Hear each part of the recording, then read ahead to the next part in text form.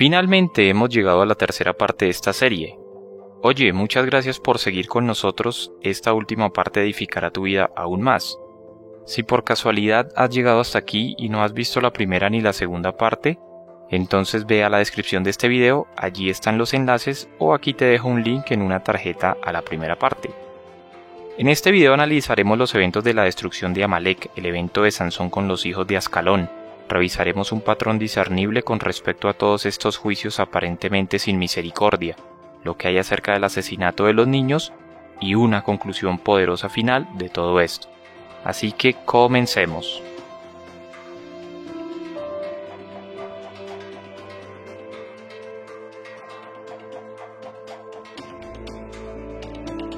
El libro de 1 Samuel contiene el registro de las órdenes de Dios para que Saúl destruyera el pueblo de Amalek.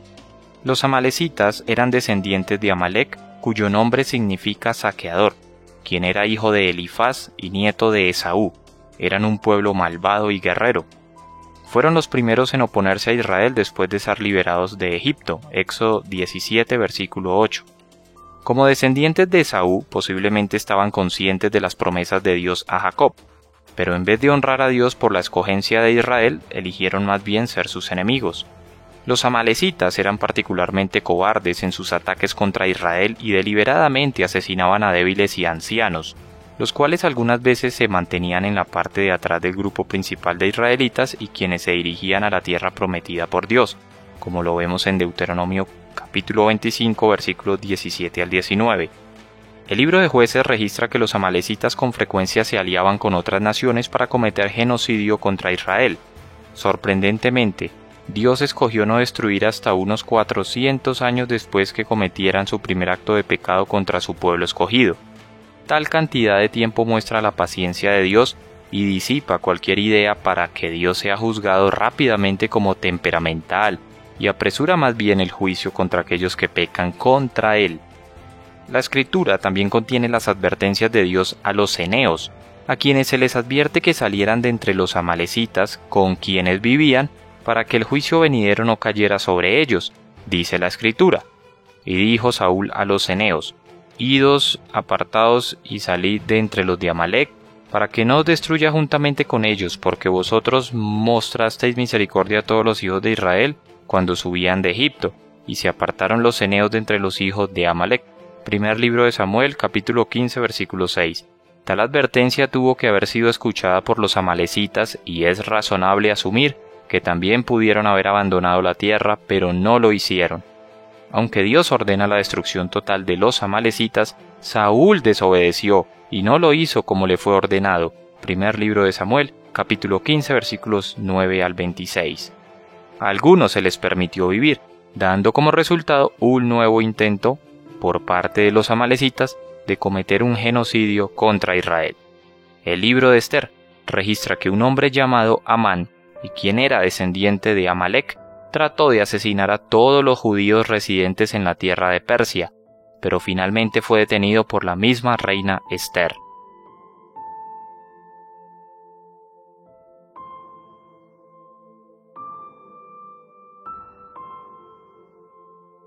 Detractores de la Biblia condenan el asesinato de 30 hombres descendientes de Ascalón a manos de Sansón. Dice la Escritura: Y el Espíritu de Jehová vino sobre él y descendió a Ascalón, y mató a 30 hombres de ellos, y tomando sus despojos, dio las mudas de vestidos a los que habían explicado el enigma, y encendido en enojo se volvió a la casa de su padre. Jueces capítulo 14, versículo 19. Sin embargo, pasan por alto una serie de cosas importantes. Primero, Ascalón era una ciudad de los filisteos, pueblo que continuamente oprimían y trataban brutalmente a Israel. Este pueblo era notorio por su adoración a dioses falsos como Dagón, Astarot, la esposa del falso dios Baal y a Belcebú. Los rituales de Astarot generalmente incluían prostitución en el templo. Los 30 compañeros de Sansón eran descendientes de Ascalón y claramente vivían de acuerdo a su reputación de violencia y crueldad. Cuando fueron retados por el enigma de Sansón, ellos amenazaron con asesinar a su prometida y destruir con fuego la casa de su padre si ella no hacía que Sansón les revelara la respuesta del enigma de Sansón, lo que obviamente hizo. Los actos que Sansón llevó a cabo fueron simplemente un acto del juicio de Dios sobre el pueblo de Ascalón y forman parte de una historia más dramática de Dios usando a Sansón y a otros como sus armas de justicia contra un pueblo blasfemo y maligno. La historia de Sansón termina con él, al matar miles de filisteos haciendo que el edificio donde se encontraban colapsara. Sansón murió en este acto. Sin embargo, él mismo fue salvo por Dios, como lo afirma el hecho que se encuentra registrado en los Héroes de la Fe, en la sección de Hebreos capítulo 11, específicamente el versículo 32.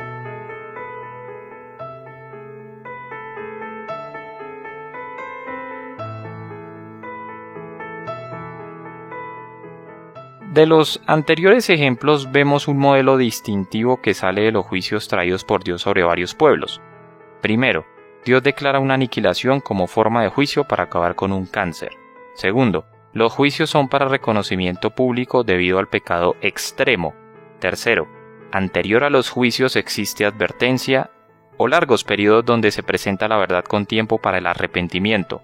Cuarto, todos y cada uno de los adultos inocentes, entre comillas, se les da la oportunidad de escapar con sus familias. Algunas veces se les presenta la forma de evitar el juicio por medio del arrepentimiento o abandonando una región en particular. También debe notarse que la expulsión de una tierra era el juicio más común, mas no el exterminio. Este modelo se remonta a la expulsión de Adán y Eva del huerto del Edén, Génesis 3, versículo 24. Quinto, alguien es casi siempre salvo o redimido de la cultura maligna. Y sexto, el juicio de Dios siempre llega. Lejos de ser inocentes, quienes fueron parte de los juicios de Dios estuvieron involucrados en grave pecado y cometieron actos de gran barbarie como el quemar a sus hijos hasta la muerte en rituales como ofrecimiento a sus dioses falsos. Sorprendentemente, en vez de destruir en forma inmediata a los pueblos involucrados en tales cosas, encontramos lo opuesto. La Escritura expresa que Dios tenía una increíble paciencia y esperaba hasta que la total medida de las obras de estos pueblos estuviera completa.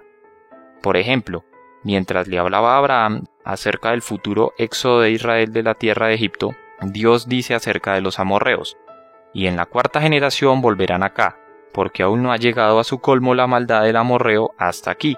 Génesis capítulo 15 versículo 16. Uno debe preguntarse, ¿sufriría tanto así la humanidad si sucedieran estos actos tan de largo sufrimiento con tan terribles consecuencias?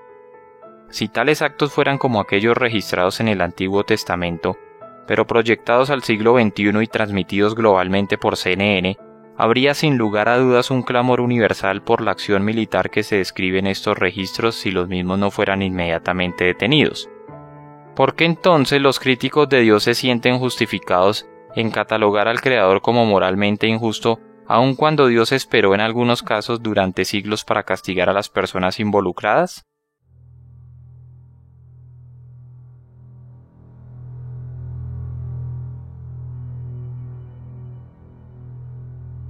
Los críticos siguen señalando el asesinato de niños en un número de los registros enumerados anteriormente, como por ejemplo el diluvio, los amalecitas, etc., y protestan que Dios no tenía justificación en quitarles la vida a esos niños. Para hacer frente a esta acusación, un número de cosas tienen que ser entendidas.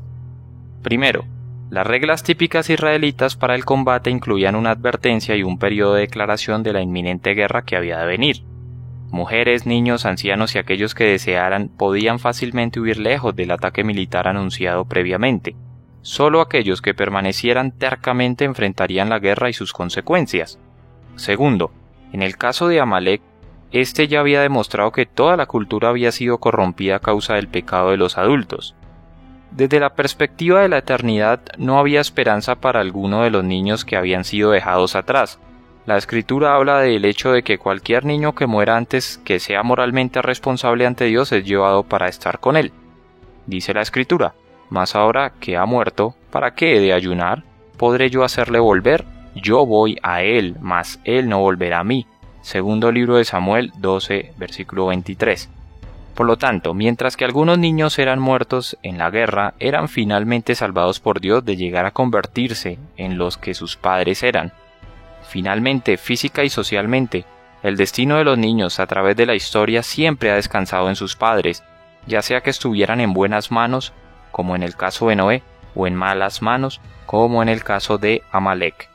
Las acciones de los padres eran, en última instancia, el determinante del bienestar terrenal y temporal de los niños.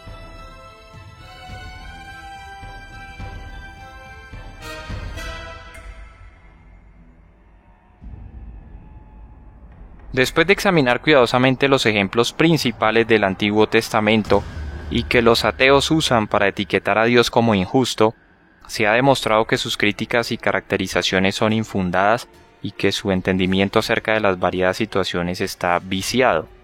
Además, en lugar de vivir de acuerdo a la caricatura de Dawkins como vengativo, impaciente, irascible y como deidad sedienta de sangre, la imagen de Dios que más bien emerge del Antiguo Testamento después del estudio a fondo que se ha hecho es simplemente opuesta. Dios es presentado como perdonador, paciente y lento para traer juicio. Sin embargo, Él también se revela como Dios santo, justo y misericordioso que traerá justicia en su tiempo. En pocas palabras, el Dios del Antiguo Testamento coincide a la perfección con el Dios del Nuevo Testamento. Algunos pueden argumentar que corregir el punto de vista equivocado de los escépticos con relación a Dios no es importante, pero de hecho sí lo es.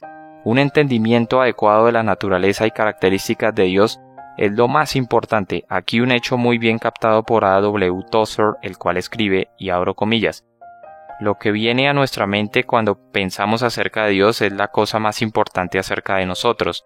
La historia de la humanidad probablemente mostrará que ningún pueblo se ha levantado por encima de su religión y que la historia espiritual del hombre demostrará positivamente que ninguna religión ha sido alguna vez más grande que su idea de Dios.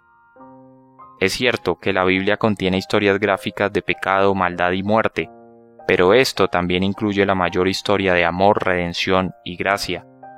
Esta presenta un Dios que nos pide no críticas a Él acerca de sus actos de justicia, sino más bien uno que bondadosamente nos anima a venir junto a Él y se entristece por un mundo que ha mal utilizado el don de la libertad, inclinándolo a hacer lo malo antes que lo bueno. Cuando esto sucede y Dios actúa en su justicia, el mundo descubre que las consecuencias existen por la mala conducta, de lo cual el profeta Isaías siempre habla. Dice la Escritura: «Con mi alma te he deseado en la noche, y en tanto que me dure el espíritu dentro de mí, madrugaré a buscarte, porque luego que hay juicios tuyos en la tierra, los moradores del mundo aprenden justicia». Isaías capítulo 26, versículo 9. ¿Es por lo tanto el Dios del Antiguo Testamento un monstruo sin misericordia? Después de haber revisado exhaustivamente los hechos y las evidencias abrumadoras, se demanda una sola respuesta: no, Dios no es un monstruo sin misericordia. Bien, así hemos llegado al final de esta serie. Te pido algo: si vas a comentar, hazlo con respeto y con argumentos.